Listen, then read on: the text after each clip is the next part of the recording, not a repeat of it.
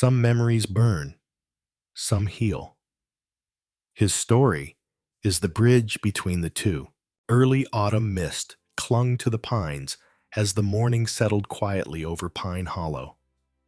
The kind of still, wood-scented silence that made sound travel slowly, and memories resurface, whether one wanted them or not. Caleb Turner, a man in his early 60s, with a frame still broad from decades of rescue work, stepped out of his truck, boots grinding the gravel in a rhythm he knew too well. His shoulders had begun to slope with age, but there was a sturdiness in the way he carried himself, as if every bone remembered the weight of someone he once hauled out of fire or debris. His face bore the marks of a life lived close to danger, deep creases at the corners of his eyes, a scar along his jawline from a piece of collapsing ceiling long ago, and a salt and pepper beard trimmed with the precision of a man who once lived by checklists. The beard did little to hide the exhaustion that sometimes crept into his expression, especially on days like this when the past pressed too heavily on the present.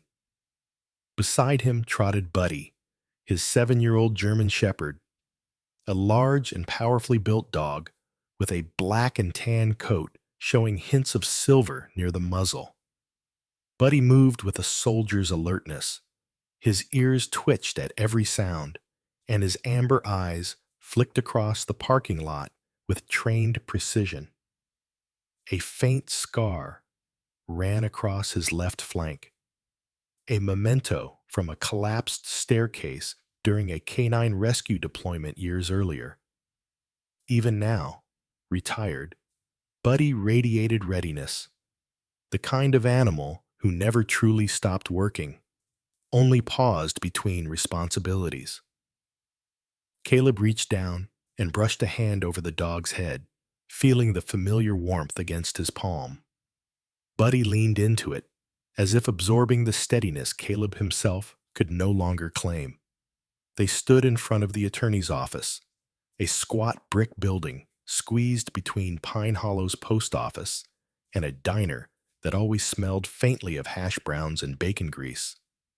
The windows, though recently washed, still reflected the dullness of a place that had known better days. This was where families in town came to settle divorces, sign deeds, argue over inheritance, or, as Caleb found himself today, listen to the final instructions of the recently deceased. Caleb had never been fond of gatherings, much less gatherings with his extended family. They were not close, not in the way that counted. Their smiles always seemed to stretch too thin, their questions too pointed, their kindness too conditional. Still, obligation had pulled him here, along with a lingering sense of respect for the uncle who had treated him more like a son than anyone else ever had. As he walked toward the entrance, Buddy padded alongside, nails tapping softly against the concrete. Caleb felt the familiar tightening in his chest, an echo of the fire years ago, the one that had reshaped his life. He had run into a burning apartment building with Buddy at his side. The floor had collapsed seconds after he'd carried a child out, but his team member, Joel Harrison, a man with a booming laugh and a fearless streak, had not been so lucky. Caleb still remembered the smell of melting plastic, the shrill of alarms, the crushing weight of guilt that had settled on him like smoke that refused to lift. After that night, everything changed. He left the rescue unit, took Buddy with him, and slipped into a quieter life selling houses. He chose real estate not for the money, but for the symbolism. A home was the opposite of a burning building. It was supposed to protect, to shelter, to hold the sound of laughter instead of screams. Maybe helping others find safety was his slow, unspoken apology for the safety he couldn't preserve long ago. Inside the attorney's office, the family was already gathered. There was Mary Ann, a distant cousin with sharp lipstick and sharper opinions, her thin frame wrapped in a shawl too glamorous for a small-town proceeding. Her son Derek, a stocky man in his 30s with a trimmed goatee and an attitude that always hovered between arrogance and boredom, leaned against the wall scrolling on his phone.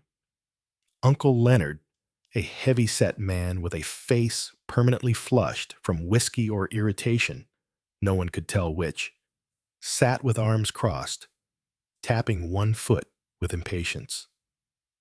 They all turned when Caleb entered, their expressions flickering in a mix of curiosity and judgment. Buddy's presence drew a few raised brows. Someone muttered, "He brought the dog too?"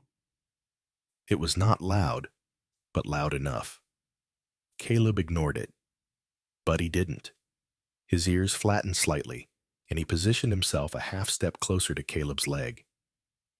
The attorney, Mr. Hassinger, was a thin man in his 70s with snow-white hair and a pair of glasses perched permanently at the tip of his nose, giving him the look of someone forever on the verge of discovering a secret. His voice was calm, professional, and lacking the warmth Caleb remembered from his uncle's rambling conversations. After a few formalities, the reading began. The wealthy ones were named first. Mary Ann received a tidy sum of money in recognition of her years of companionship, though half the room looked stunned at the idea she had ever offered companionship to anyone. Derek received a tract of land that he immediately whispered he would sell. Leonard's eyes gleamed when his turn came, and he collected another sum, enough to silence his foot-tapping at least briefly. Then the room quieted as Mr. Hassinger turned a page and cleared his throat. "To my nephew, Caleb Turner," he read, voice gentler now. "I leave the Lakeside Lodge at the far end of Pine Hollow. It has not been in operation for some time, but I trust he will know what to do with it." A beat of silence. Then the smirks began. Mary Ann let out a stifled laugh behind her hand. Derek snorted openly. Leonard shook his head with theatrical pity. "A broken lodge?" he murmured. "Just what he needs. Something to fix that. Nobody wants." Someone behind Caleb whispered, "Perfect for the ex-hero. Maybe he can rescue the plumbing." The room swelled with soft chuckles, the kind that had a way of slicing deeper than a shout. Caleb kept his face still. He had long ago learned that dignity was a quieter weapon than anger. Still, something tightened in his stomach, a flicker of the old humiliation from childhood gatherings where he was always the odd one out. Buddy nudged his hand, grounding him. The attorney continued with a few closing statements, but the room had already shifted into the familiar hum of speculation and gossip. Caleb stood silently, absorbing their amusement, letting it wash over him and drain away like rain off old shingles. He had learned from years in the field, people showed their truest selves in crisis, but also in greed. When the meeting ended, he thanked Mr. Hassinger, shook his hand firmly, and stepped outside into the crisp autumn air. Buddy trotted beside him, tail low but alert. Caleb exhaled slowly, watching the mist curl away from his breath. A broken lodge. It could have been worse, he supposed. It could have been nothing at all. But deep inside, beneath the cynicism and disappointment, something stirred. A hunch. A quiet intuition he had learned never to ignore. Much like the feeling right before entering a burning building, the sense that something important waited just beyond the smoke. He opened the truck door, Buddy hopping in first. Caleb paused with one hand on the frame, looking back toward the attorney's office windows, where shadows moved behind the frosted glass. "Strange gift, huh, bud?" he murmured. Buddy tilted his head. One ear perked sharply, as if he heard something Caleb couldn't. Caleb frowned. "What is it, boy?" Buddy stared past him, toward the tree line at the edge of the lot, muscles tensing ever so slightly. Caleb followed his gaze, but he saw only the sway of branches in the breeze. Empty, harmless. Yet Buddy didn't look convinced. And that was the moment Caleb felt, faint but unmistakable, the first whisper of something odd, something out of place, something that made the back of his neck prickle. "All right," he muttered, climbing into the truck. "Let's go see what everybody's laughing about." But Buddy, even after the engine started, kept staring into the trees as though he knew the joke had only just begun. And the punchline was waiting for them somewhere far darker than the family could imagine. The road to the lake wound through the pines like a narrow ribbon of cracked asphalt, and early sunlight shimmered through branches heavy with dew as Caleb Turner guided his old pickup down toward the far end of Pine Hollow. Buddy sat upright in the passenger seat, posture alert, his large head extended just enough out the open window that the cold morning air flattened his ears and stirred the silver hairs beginning to show along his muzzle. He looked like a creature carved from discipline. Broad shoulders, powerful neck, muscles coiled beneath his coat, but his tail tapped lightly, betraying excitement. For Buddy, the scent of a new place was a promise, and he greeted every breeze like a messenger from the future. Caleb drove in silence, one hand lightly gripping the wheel, the other occasionally reaching down to give Buddy's head a small rub. His mind drifted between the uneasy laughter from the inheritance reading yesterday and the image of the lodge marked worthless by people who wouldn't know the value of quiet if it kissed them on the cheek. He'd slept poorly, rolling through memories he wished he could set aside. Joel's final shout, the sudden void of flame swallowing a hallway, the sickening crash that had nearly taken him too. Buddy had nudged him through half the night, the dog's warm breath steady against his arm, grounding him in the present. By the time the truck rolled up to the lodge, Caleb's pulse had settled, though some old ache still tugged inside his ribs. The lodge emerged from the trees like an aging veteran itself, weather-beaten, scarred, but standing nonetheless. The shingles were peeling in awkward curls. The beams sagged slightly under years of disrepair, and the wooden sign above the door, once carved with pride, now hung lopsided, its letters barely legible through rust and rainwear. Yet the place had a stubborn dignity, the kind of stubbornness Caleb recognized as kin. He parked beneath a leaning pine and stepped out, stretching his back. The air here carried a sharper scent of lake water and cedar, and for a moment he simply breathed, letting the crisp cold push away whatever remained of yesterday's bitterness. Buddy leaped out after him, paws landing softly on the damp ground. He lowered his nose instantly and began sweeping the area with practiced precision, sniffing along the porch posts, circling the steps, pausing to stare at the distant tree line as though mapping invisible trails. Caleb unlocked the front door and pushed it open. The hinges gave a slow, tired groan, the kind that suggested decades of neglect, but also a strange sort of patience. Inside, the lodge surprised him. It was cleaner than he expected, far cleaner than any abandoned property had reason to be. Long wooden tables were covered with old but tidy cloths, chairs aligned with military neatness. The walls were lined with aging photographs, black and white images of volunteers in heavy coats, hose lines stretching. Across snowy fields, a group picture of men and women standing in front of the lodge when it must have been new, all proud smiles and squared shoulders. A dusty but intact firefighter's helmet rested on a shelf near the far corner, its brim chipped but shining faintly when the light caught it. Caleb's steps slowed. He recognized the way the boards creaked, the particular smell of old varnish mixed with the ghost of campfire smoke. It was like stepping into a memory he hadn't lived but still somehow mourned. Buddy sneezed as a cloud of dust puffed gently from a chair he nudged.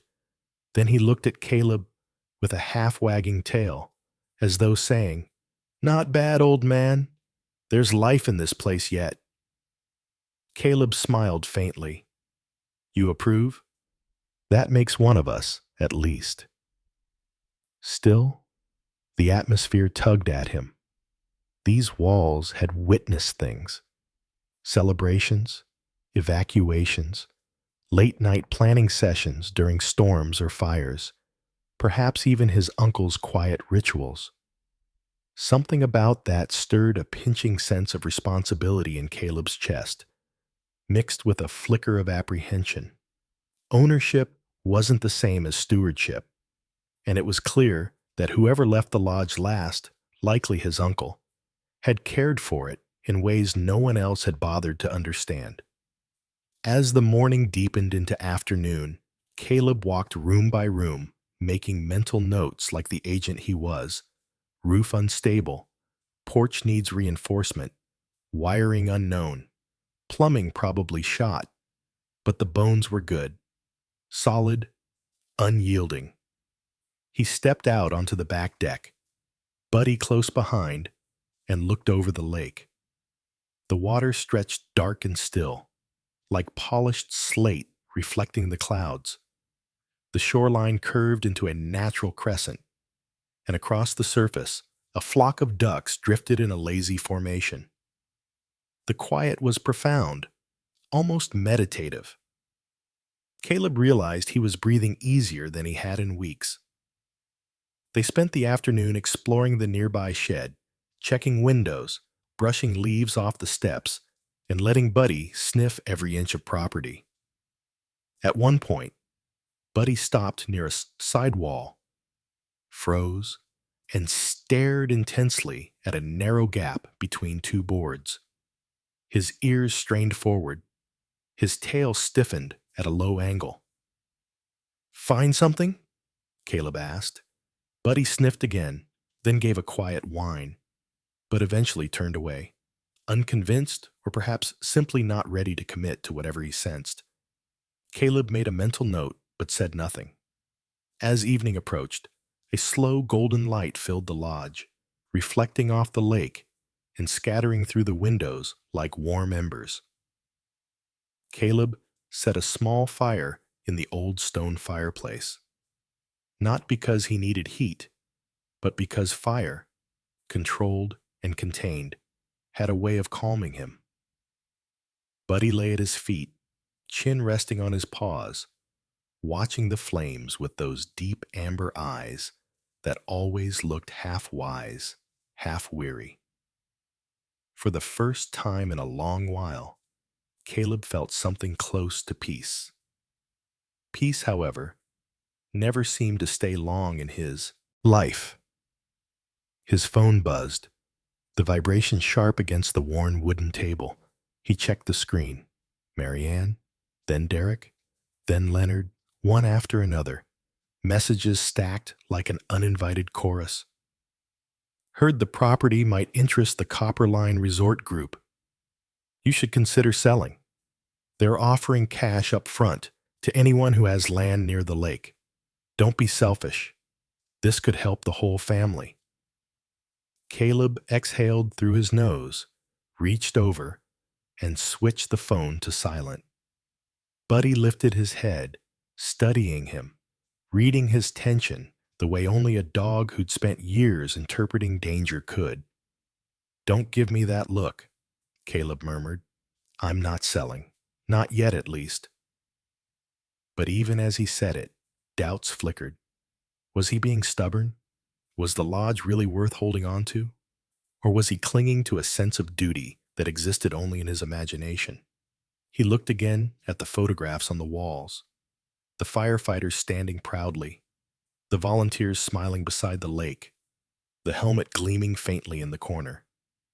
Something about those images felt more loyal than the voices now blowing up his phone. As the last light of day faded, Caleb stepped outside with Buddy.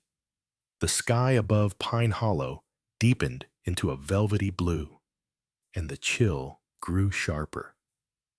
Buddy sniffed the air once more, body suddenly rigid. His hackles lifted ever so slightly, not in fear, but in keen awareness. Caleb followed the dog's gaze toward the edge of the woods. Nothing moved. Nothing stirred, not even the wind. But Buddy didn't soften. His stance stayed locked, as though something unseen lurked just beyond the tree line. Caleb felt a faint shiver, not from the cold. "What is it, boy?" The dog didn't answer, of course. He only stared harder, muscles coiled, and somewhere deep in Caleb's gut, a memory flickered. Instinct. The old kind. The kind Buddy had used to save lives. "Okay," Caleb whispered, his breath ghosting into the air. "Tomorrow, we check that area." Buddy didn't break his gaze. And the woods, dark as an unspoken secret, did not blink. Wind clawed at the lodge that night, rattling the loose shutters and pushing long, wavering shadows across the worn floorboards as Caleb Turner stepped into the old kitchen with an armful of firewood. The air carried the metallic scent of an approaching storm, sharp, electric, the kind that always made the hair on his arms rise. Buddy followed close behind, his paws silent despite the uneven planks. His ears pricked in that vigilant way that meant he'd been uneasy since twilight. The kitchen itself felt older than the rest of the building.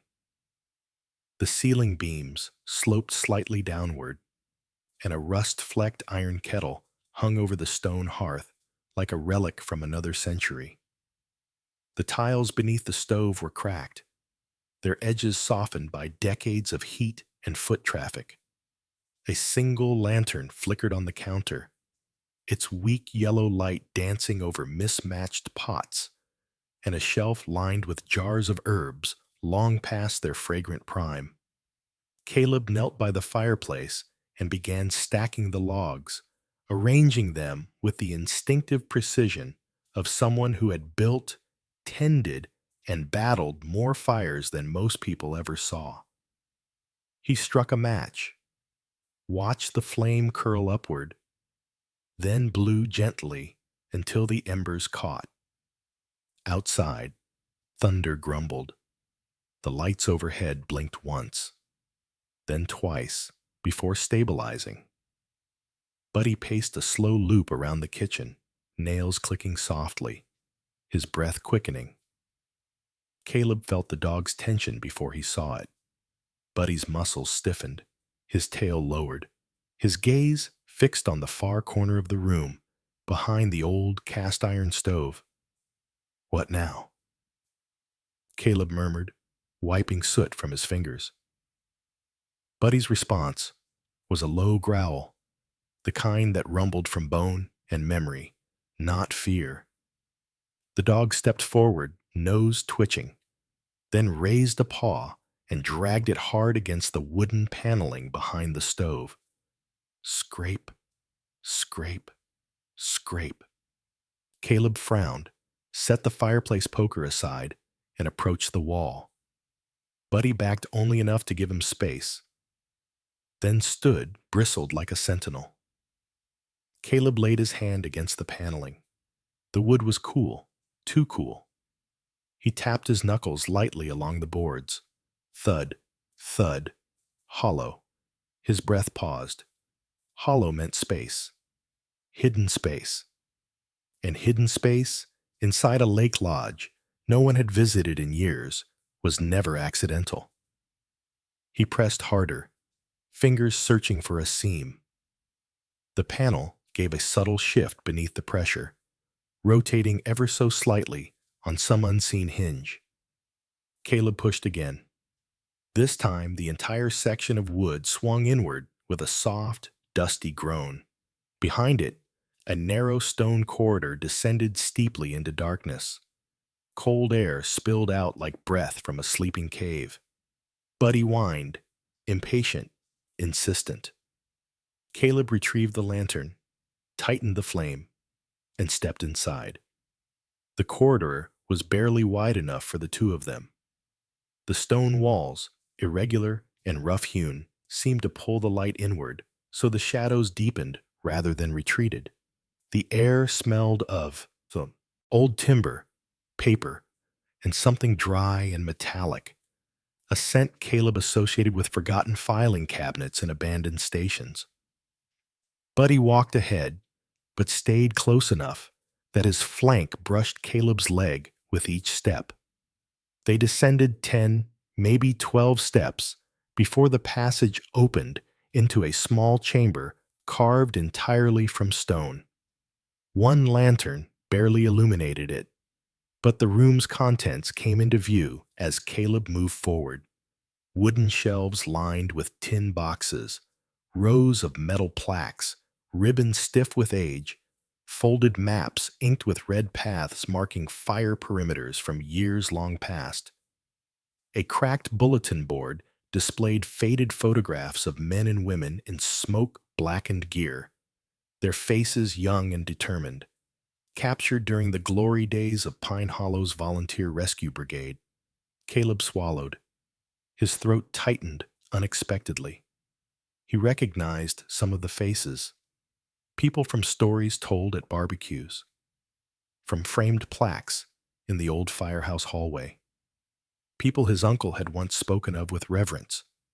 On a dusty workbench stood a single object, a leather-bound book, thick and time-worn, resting beside a sealed envelope marked with careful penmanship. For Caleb, he reached out slowly, brushing dust from the envelope's surface. Buddy sat beside him, tail still, gaze locked on the letter as if he understood the weight of its contents. Caleb broke the seal. The scent of aged paper drifted upward, a faint, comforting smell, reminiscent of old libraries. The handwriting inside was familiar, slanted, strong strokes, the same style his uncle had used on every Christmas card. Caleb, the letter began, if you are reading this, it means you have discovered what I could not entrust to the rest of our family. You have spent your life learning what others refuse to understand, that not everything can be measured in dollars or mapped on a developer's blueprint. There are things that must be kept, protected, preserved, with the same devotion a rescuer gives to a life in danger. Caleb's breath hitched. His uncle had been a quiet man, stocky, sunburned, with a square jaw and sparse gray hair that always stuck up like static. He'd spoken with gruff humor, often hiding sincerity behind sarcasm. But his eyes had carried a gentle steadiness, the kind that looked right through pretense. The letter continued. This lodge held the heart of Pine Hollow once. Its rescues, its tragedies, its triumphs. I collected what the town forgot, or tried to forget. Decades of Blaze reports, maps, commendations, letters of gratitude, relics from fires so fierce people still lower their voices when telling the stories. All of it is here. I kept it safe because no one else saw its worth. Caleb held the lantern closer. The bookshelves, the medals, the maps, they formed the missing history of a town that preferred to pave over anything that didn't sparkle. But you, the letter said, you know the cost of fire. You know what it asks and who it takes. That is why you are the only one who can carry this forward. And there is more I cannot say here, more that lies beyond this room. You will find it when you're ready. The letter ended abruptly, with a signature that trembled at the end, as though his uncle's hand had weakened. Caleb folded it carefully, his breath uneven. Something in his chest ached. Recognition, grief, obligation. He couldn't name it. Buddy nudged his knee gently, a grounding pressure.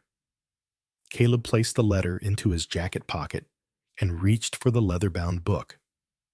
It was heavier than he imagined, its pages filled with tight handwriting, maps, clipped newspaper articles, and logs from old rescue missions. One page, dated nearly 30 years ago, described a wildfire that had nearly devoured Pine Hollow's southern ridge.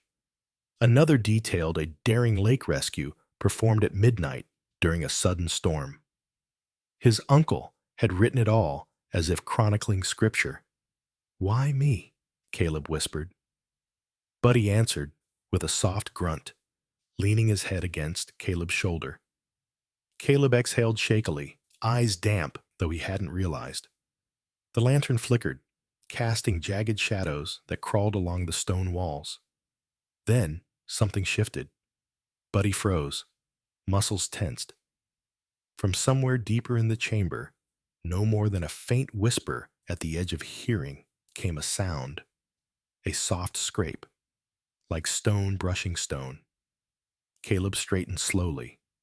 The lantern flame trembled.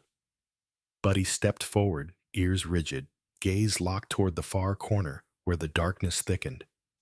The scrape came again, closer. Caleb's pulse thudded once, hard.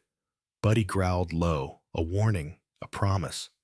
"Easy," Caleb murmured, though his voice was thin. The dark corner seemed to deepen, as if swallowing the lantern's reach. Caleb lifted the light higher, and something moved. Only an inch.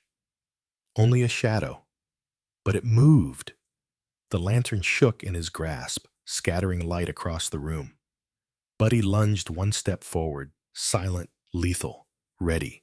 Caleb's breath caught as he stared into the corner, where something, someone, seemed to stand just outside the edge of the lantern's glow. The air went cold. The scrape came a third time, and then nothing. The corner returned to stillness, but the silence that followed was wrong, charged, waiting. Caleb tightened his grip on the lantern handle, forcing himself to breathe. "Buddy," he whispered, "we're not alone here." The storm that had rattled the lodge 2 nights earlier had finally passed, but the air still carried a charge, an uneasy pressure that lingered in Caleb Turner's chest long after the clouds drifted away. For the past day and a half, he and Buddy had returned again and again to the hidden chamber behind the kitchen wall, lantern in hand, searching for the source of the sound that had slipped through the dark. Nothing moved there now. The shadows stood still, the shelves sat silent, and every corner held nothing but dust and memory. Yet Buddy kept returning to that same patch of stone in the far right corner, sniffing with the kind of slow, deliberate focus that always meant something was wrong. And Caleb, no matter how rational he tried to be, could not shake the feeling that the darkness had watched him back. But the morning of the third day brought a different kind of threat, one dressed not in shadows, but in polished shoes and expensive smiles. Caleb had just stepped onto the porch with a mug of black coffee when he heard the crunch of tires on the gravel drive. Buddy sprang up from the steps, tail stiff, body alert. A deep rumble building in his chest even before the vehicle came into view. A silver SUV rolled to a stop. Out stepped his cousin, Martin Crowley, late 40s, tall, with a broad frame softened by corporate comfort and a head of carefully maintained sandy brown hair that always seemed too glossy for the mountains. Martin favored slim-fit suits even in rural Pine Hollow, and today was no exception. Charcoal jacket, matching trousers, and a pale blue shirt stretched slightly at the midsection. The second man leaving the SUV was a stranger, shorter, slimmer, with slicked-back black hair and a confident stride. He wore a tailored navy coat over a turtleneck, and his shoes gleamed like polished obsidian. His face was clean-shaven, cheekbones sharp, eyes dark and scanning, calculating more than curious. "Morning, Caleb," Martin called, striding forward with arms spread as if greeting a long-lost friend. His voice had always carried a salesman's shine, and today it glinted brighter than usual. "Hope I'm not catching you at a bad time." Caleb sipped his coffee, expression unreadable. "Depends what time you think it is." Martin laughed too loudly, waving off the comment. "Let me introduce someone. This is Adrian Cole, Regional Development Director for Summit Vista Resorts." Buddy growled under his breath. Adrian didn't flinch. He merely glanced down at the dog with a faint, dismissive half-smile, one of those practiced expressions that said he'd been around enough clients' pets to know pretending he liked animals was good for business. "A beautiful dog," Adrian said smoothly, though his eyes never warmed. Buddy responded by stepping closer to Caleb's leg, posture rigid. "We're here with a proposal," Martin jumped in before Adrian could continue. "A chance for you to make something big out of this." He gestured vaguely at the lodge, pausing a little too long as if searching for a word nicer than mess. "Property." Adrian moved forward, unfurling a large roll of paper he carried. He spread it across the porch railing. The crisp sheets revealed glossy renderings, luxury cabins, spa facilities, a marina stretching into the lake.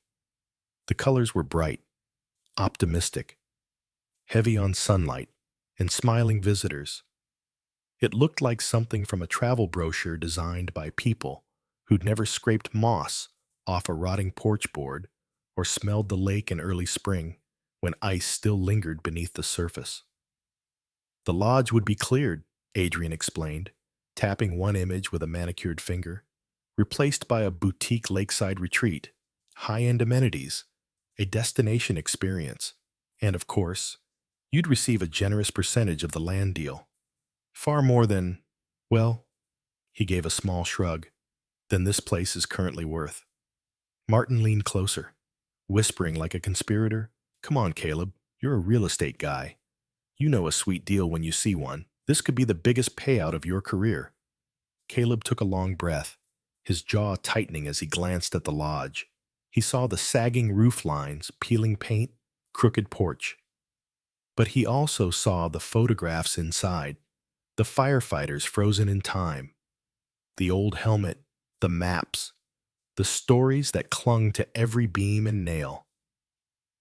And beneath the kitchen floor, the room carved from stone, filled with the heartbeat of a past no one else cared enough to remember. Buddy sniffed at Adrian's coat, then wrinkled his nose, backing away sharply as if disgusted by the artificial cologne. Caleb hid a faint smirk. "No," he said simply. Martin blinked. "No? You haven't even heard the numbers." "I've heard enough."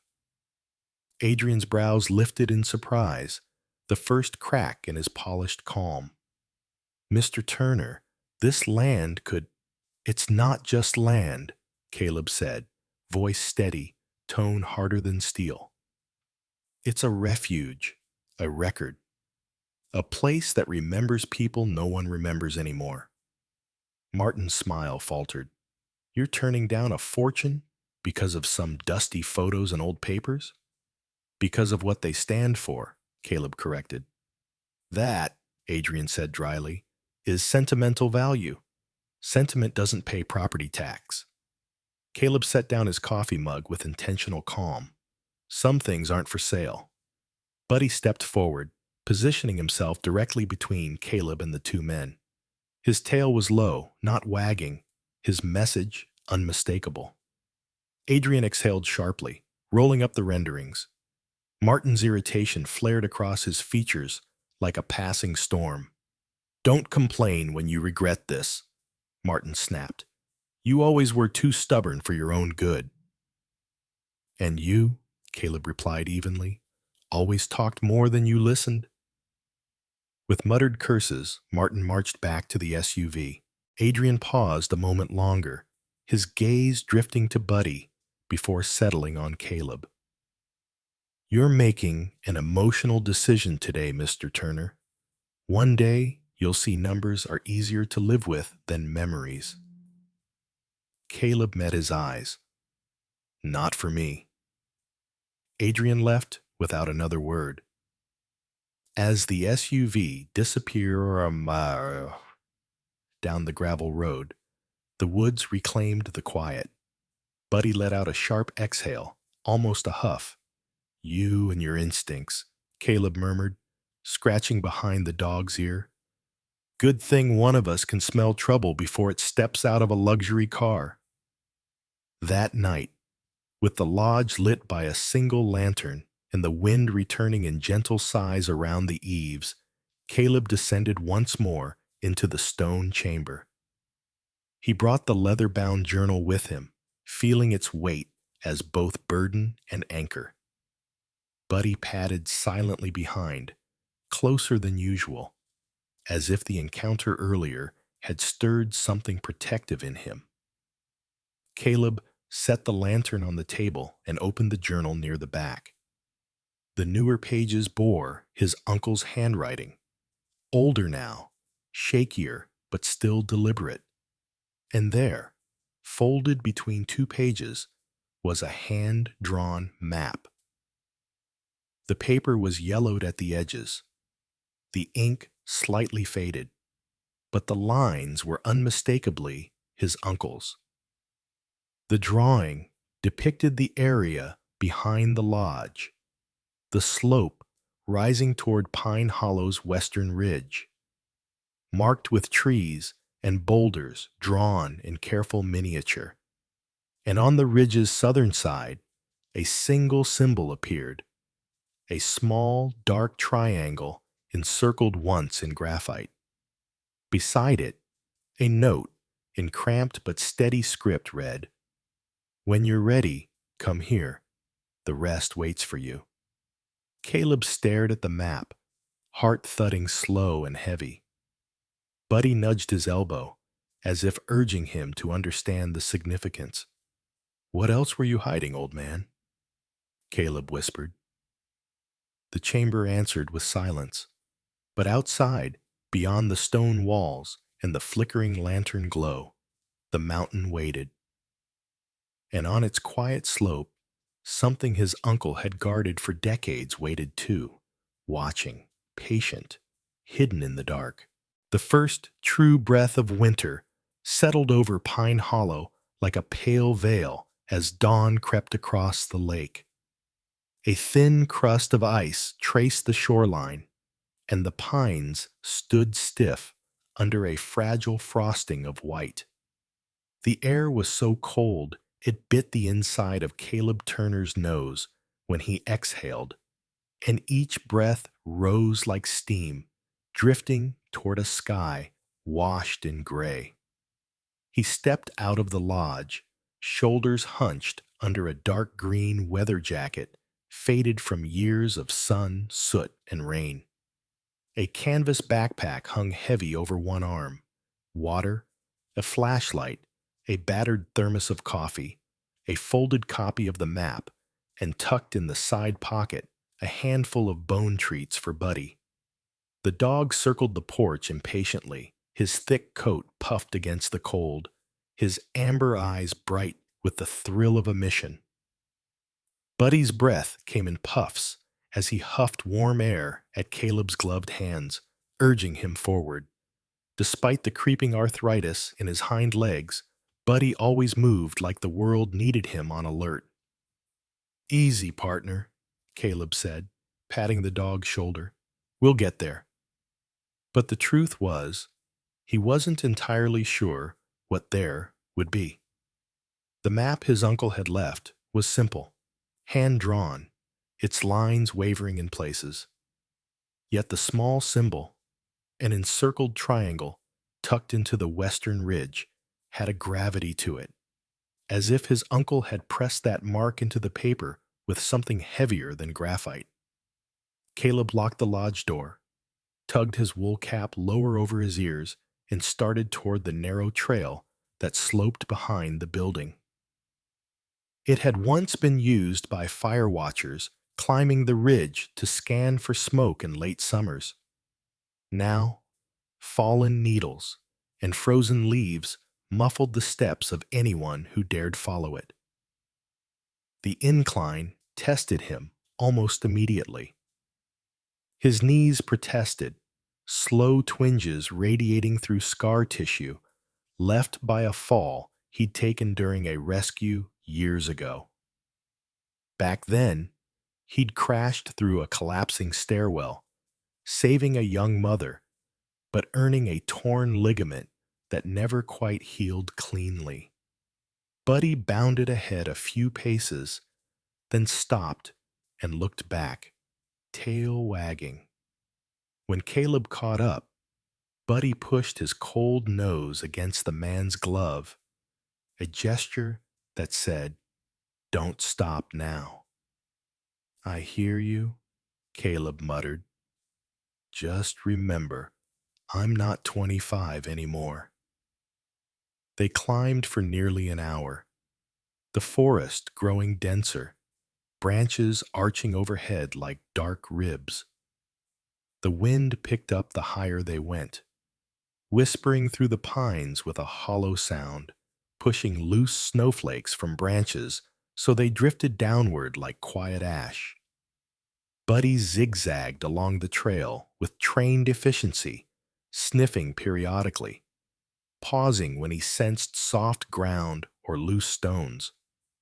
At one point, he barked sharply at a fallen trunk before circling around it, warning Caleb about a patch of ice slick as glass behind the bark.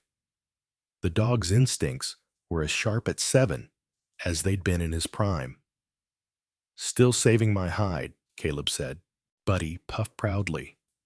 The ridge eventually broke into a clearing of windswept granite, the trees thinning into twisted silhouettes. And there, rising like a skeletal monument from another era, stood the old Firewatch Tower. The structure reached toward the colorless sky, its steel frame streaked with rust. The wooden cabin at the top bleached silver by decades of storms. Several boards hung loose, rattling sharply each time the wind shoved through them. Caleb felt a pulse of nostalgia. He'd visited towers like this during his wildfire rotations in his 20s. They were lonely places built for vigilance, usually manned by quiet people with observant eyes. Buddy jogged toward the tower, head lifted as he sniffed the air around the metal legs. Caleb followed, taking slow steps around the base. Within the shelter of the steel beams, the wind dropped noticeably, creating a strange stillness. Beneath the tower cabin, the floorboards were warped, with several sections sunken or cracked. Caleb crouched beside a particularly uneven plank and pressed the edge with his boot. It shifted with a groan. Beneath it, darkness. Caleb knelt fully, working his fingers under the board.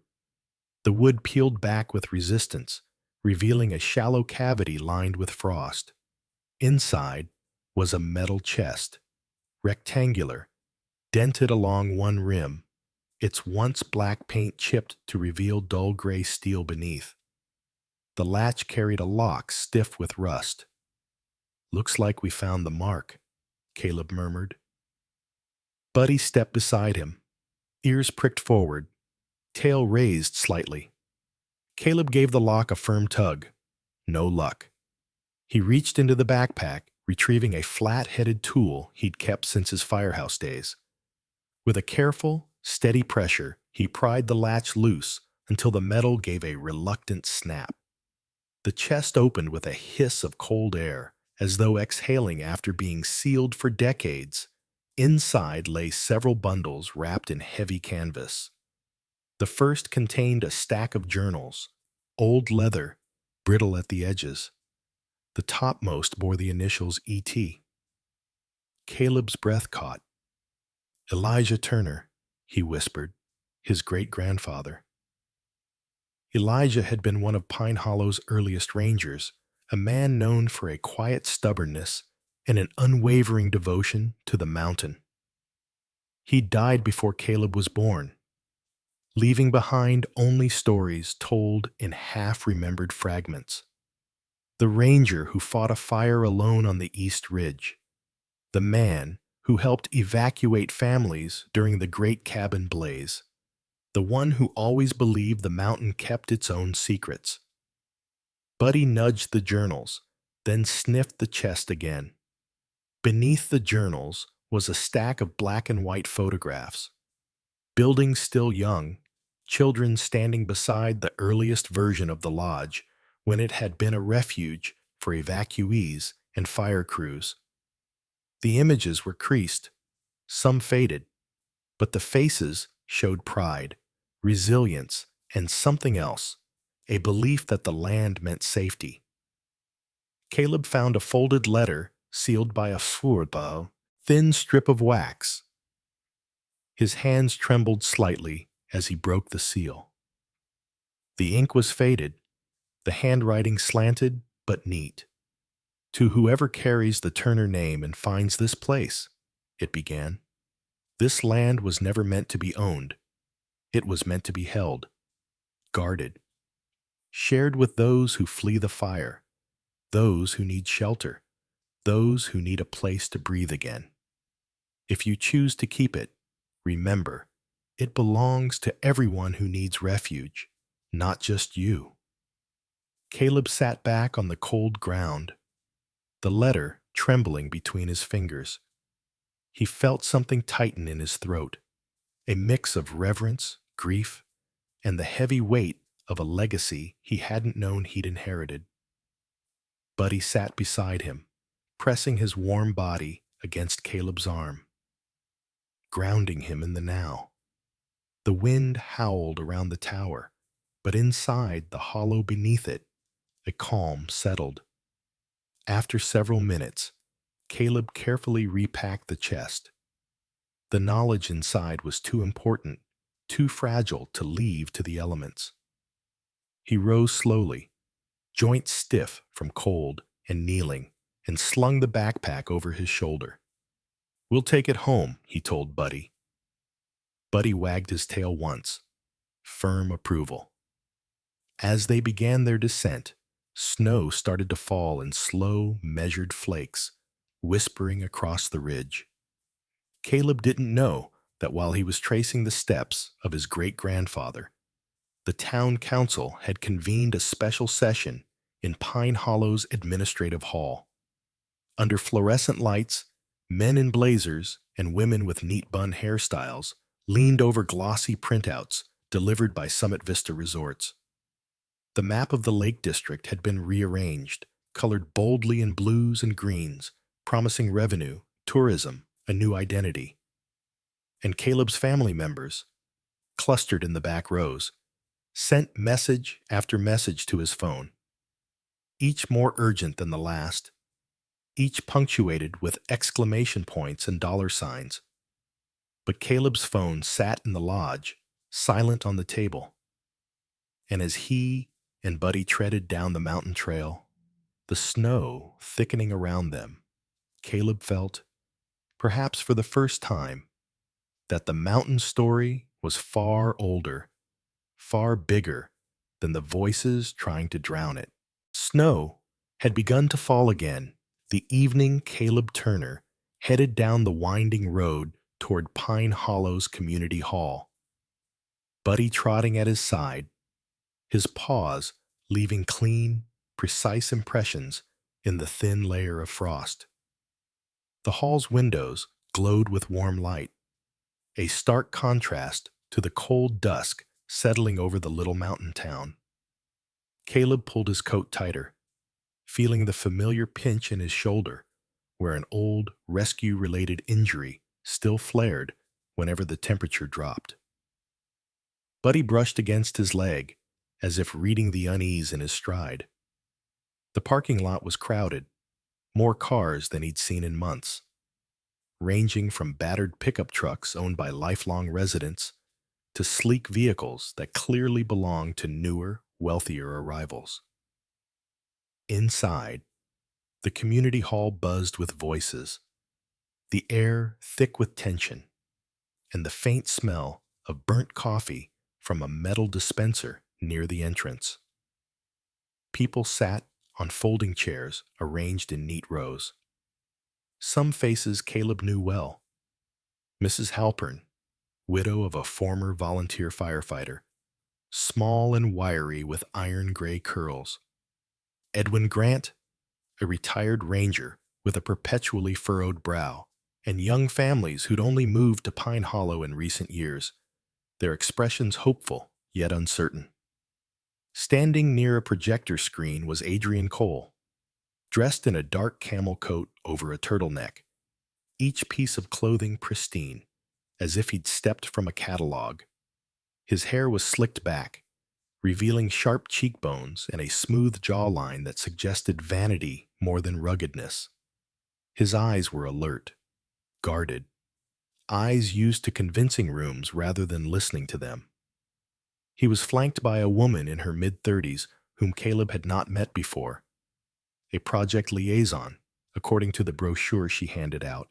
She had straight chestnut hair pulled into a high ponytail, thin-rimmed glasses perched on a freckled nose, and a blazer too big for her frame. Nervous fingers tapped the folder she held. Her name tag read, Melissa Hart, Community Outreach. Her smile was polite, slightly strained, the expression of someone apologizing in advance for whatever she was about to say. Caleb took a seat toward the back. Buddy lay at his feet, tail curled around his flank, but his gaze never stopped scanning the room, nose twitching every few seconds. Adrian began his presentation with the smooth cadence of someone used to polished pitches.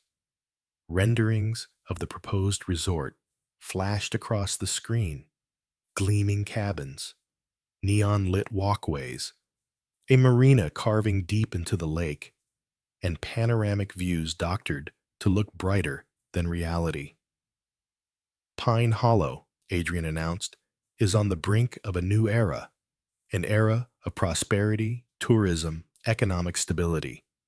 With our investment, your town becomes a destination. A murmur rippled through the room, some impressed, some skeptical. Mrs. Halpern raised a trembling hand. And the lodge? Adrian gave a professional sigh, the kind that sounded rehearsed. We'll rebuild a more modern structure in its place. The current one, well, it's beyond salvaging. Caleb felt his jaw clench. Buddy's ears pricked sharply. You mean you want to tear it down? Edwin Grant muttered. Adrian smiled in that diplomatic way that meant yes, but I won't say it aloud. Melissa stepped forward, voice softer. We understand the lodge has sentimental value, but the land could serve so many more if developed. Think of the revenue, new jobs, new facilities, better infrastructure. Caleb stood slowly.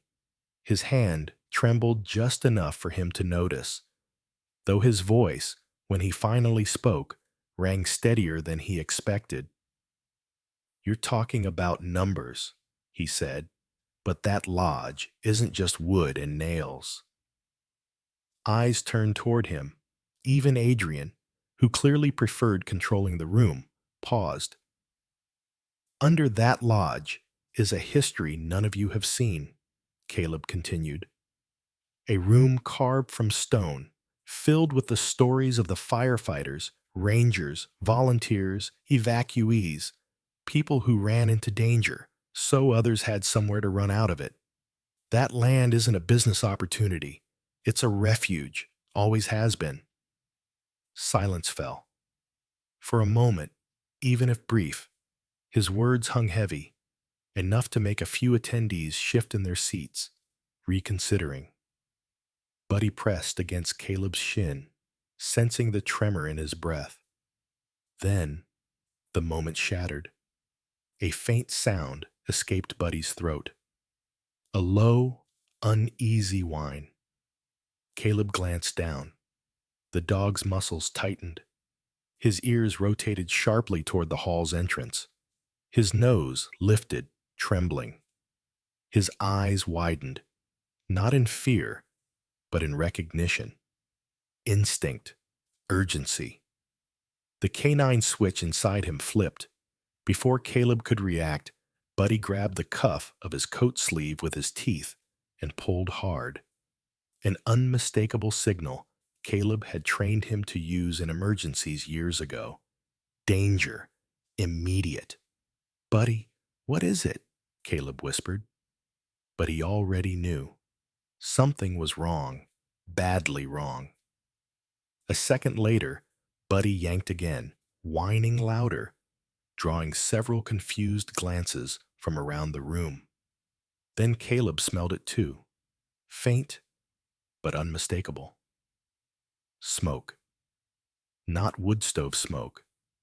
Not the crisp, distant burn of someone's fireplace. No. This was acrid, chemical-edged smoke. The kind that meant accelerants. The kind that meant trouble. He bolted toward the door. Buddy sprinted beside him. The night outside was colder, the air sharp in his lungs as he ran across the parking lot. The smell grew stronger, the faint orange flicker appearing above the tree line along the lake's edge. Caleb froze for half a heartbeat, long enough for dread to clamp around his ribs. The lodge. No, he breathed. His legs moved before the thought fully formed. The trail was slippery, the snow deeper than before, but adrenaline ignored all of it. Buddy raced ahead, barking in urgent bursts, each echo bouncing between the trees. They burst through the clearing near the lodge, and the Yasha world tilted. Flames curled greedily up the side of the wooden structure, bright orange against the snow-covered ground. Smoke billowed from a broken window. A truck, one he didn't recognize, sat crooked near the porch. Driver's door hanging open.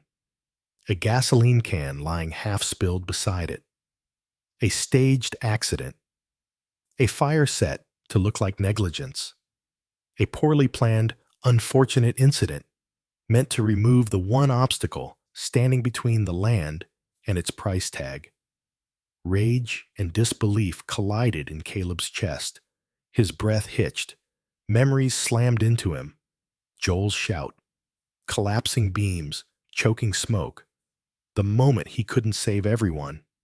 The night his life fractured. His knees buckled slightly before instinct caught him. Beside him, Buddy barked fiercely.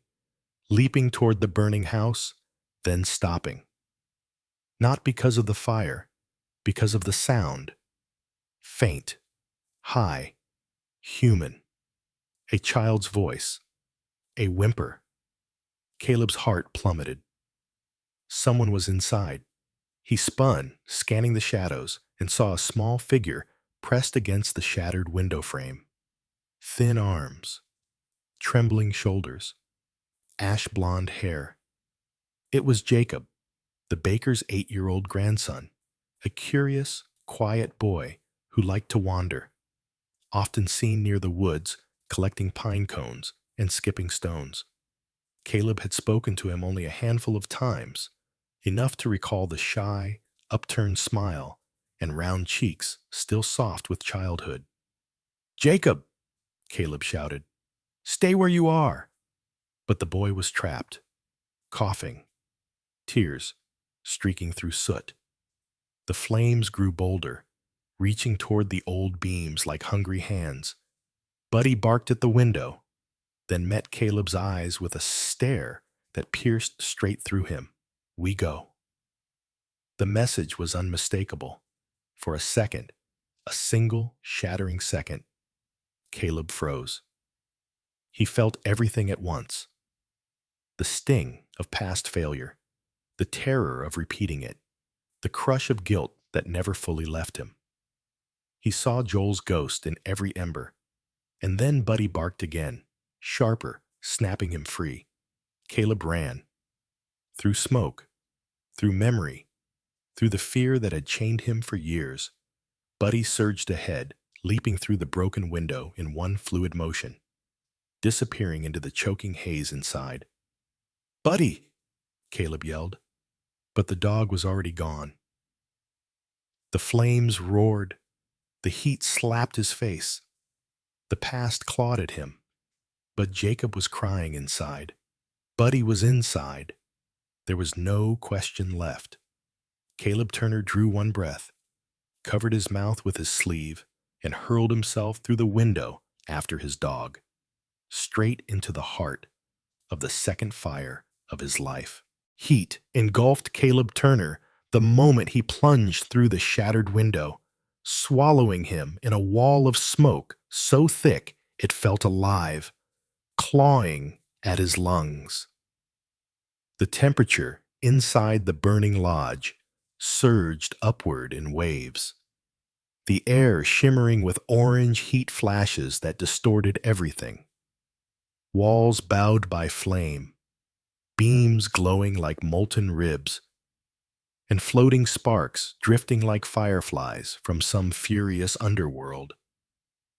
Buddy's outline moved ahead of him, a dark, determined shape weaving through the smoke, his powerful shoulders cutting a clear path.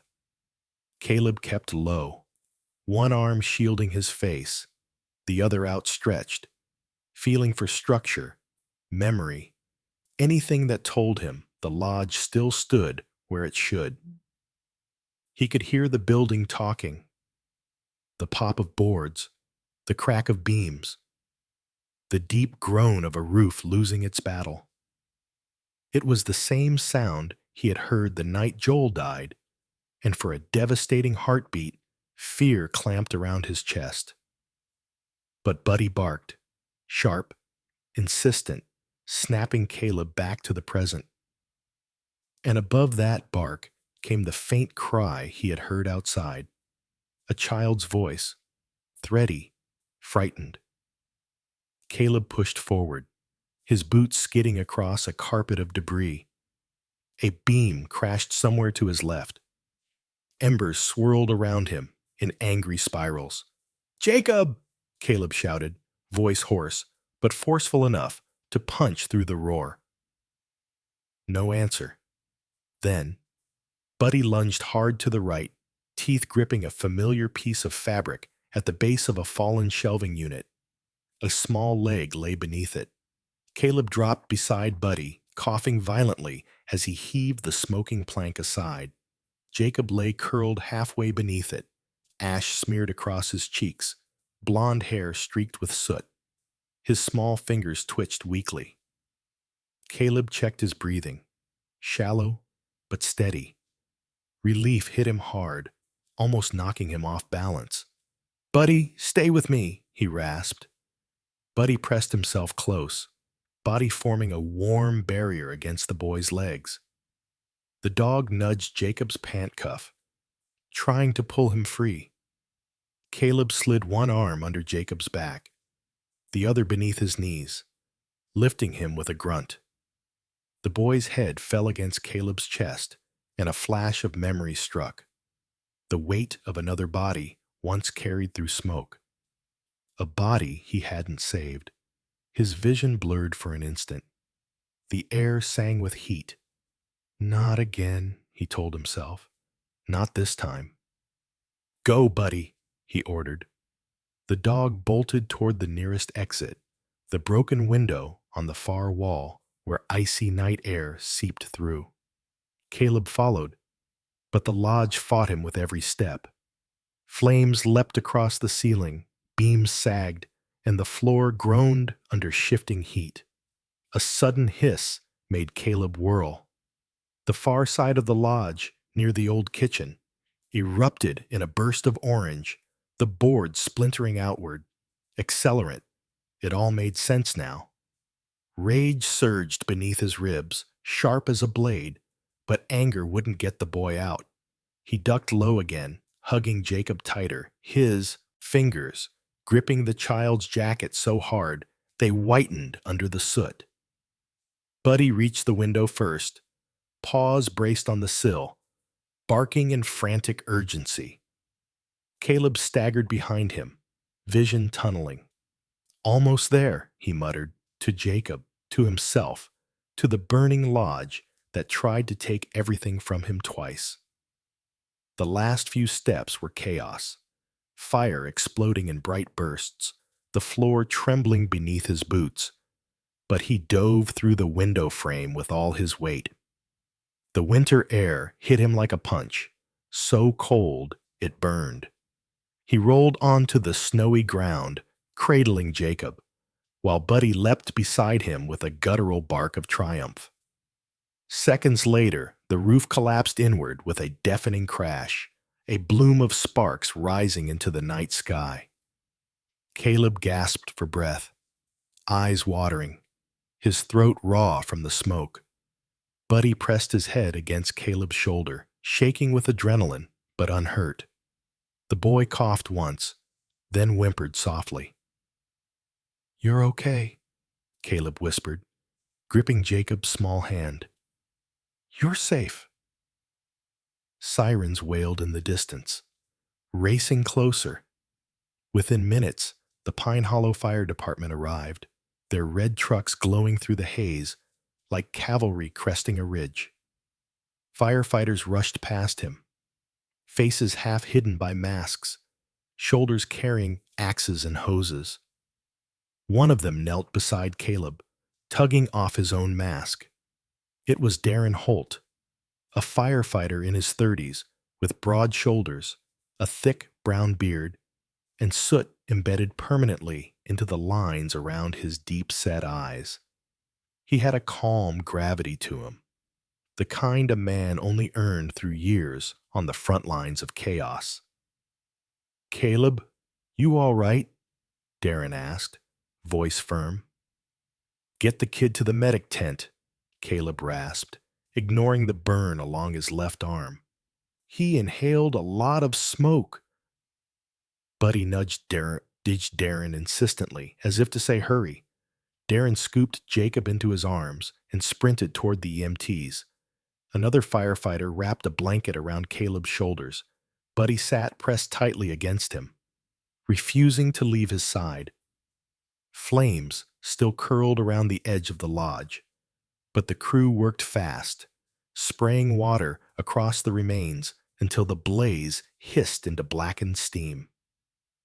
In the flicker of emergency lights, Caleb saw something unexpected. The townspeople, dozens of them, standing along the road, faces pale with shock, but eyes burning with something else. Outrage and unity. Soon after the fire was subdued, Police arrived. So did the mayor, flanked by several council members.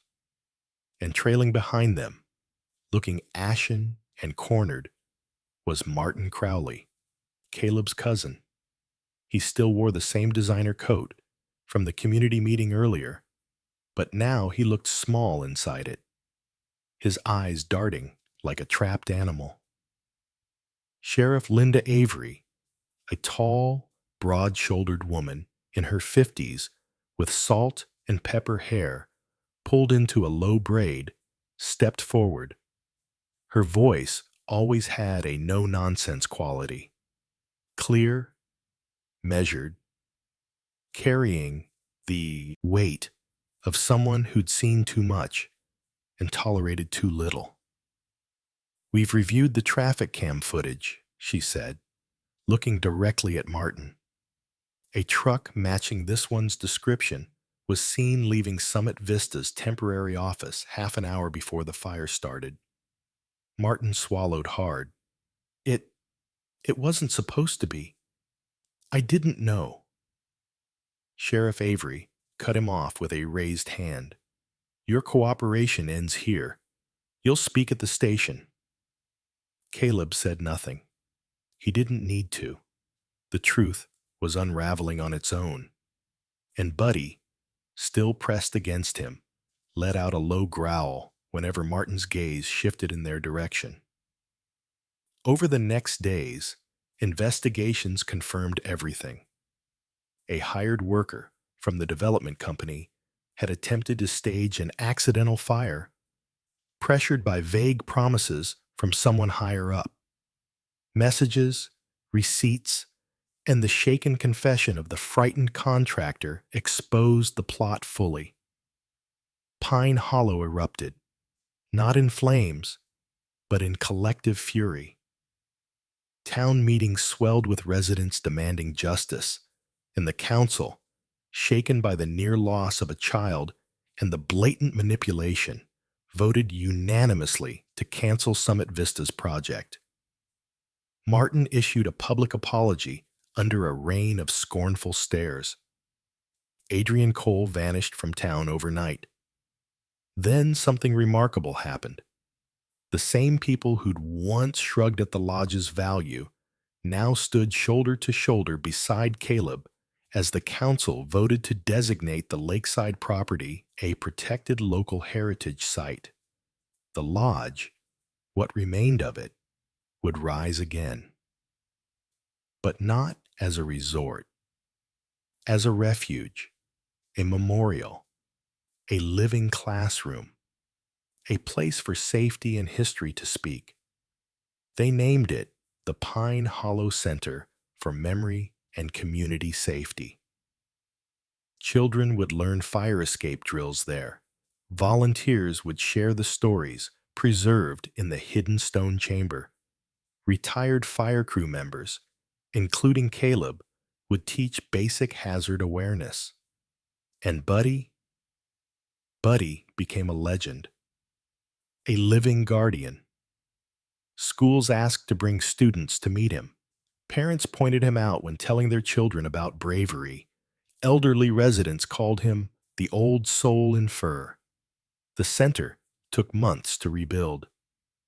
Caleb worked quietly at its heart, overseeing designs, repairing beams with his own hands, cataloging decades of artifacts into a system the town historian helped him create. He took occasional real estate jobs to keep steady income, but more and more of his time went to what felt like a calling rather than a task.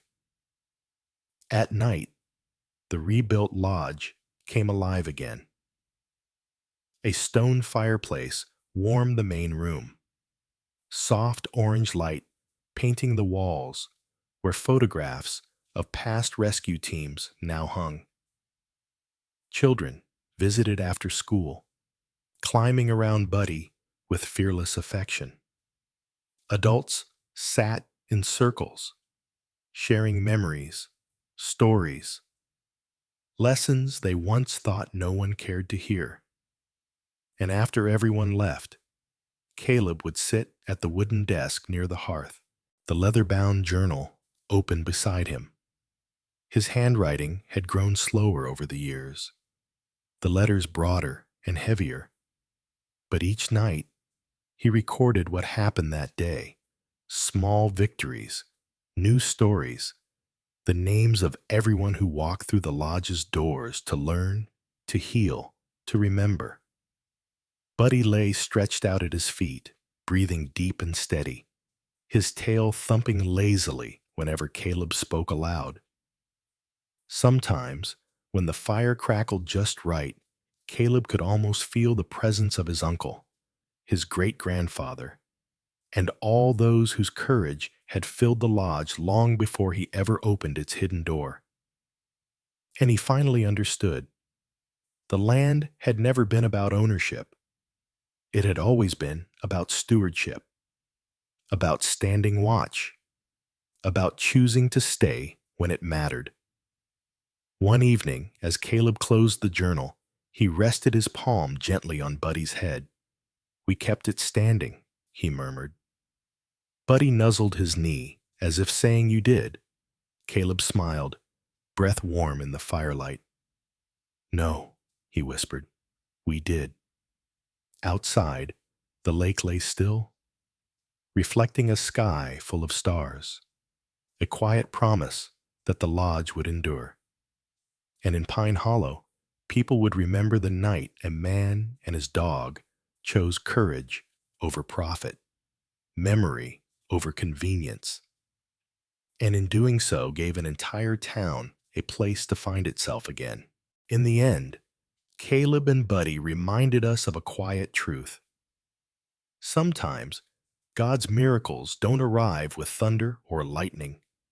They appear as open doors we didn't expect, the courage we didn't know we still had, or a loyal companion who guides us through the smoke. What Caleb found in that old lodge wasn't just history. It was the kind of grace the Lord leaves in ordinary places, waiting for a faithful heart to notice. And maybe that's the invitation for all of us today, to slow down, look around, and trust that God still works through small mercies, through neighbors who show up when things fall apart, through memories that shape us, and through the strength He plants in us when the night burns brightest. If this story touched you, I invite you to share it with someone who might need a reminder that they're not walking alone. Leave a comment with a prayer, or tell us about a moment when you felt God's hand in your life. And if you'd like to hear more stories of hope, courage, and the quiet miracles God sends our way, please subscribe to the channel. May the Lord watch over you, bless your home, guide your steps, and keep you in His light, today and always.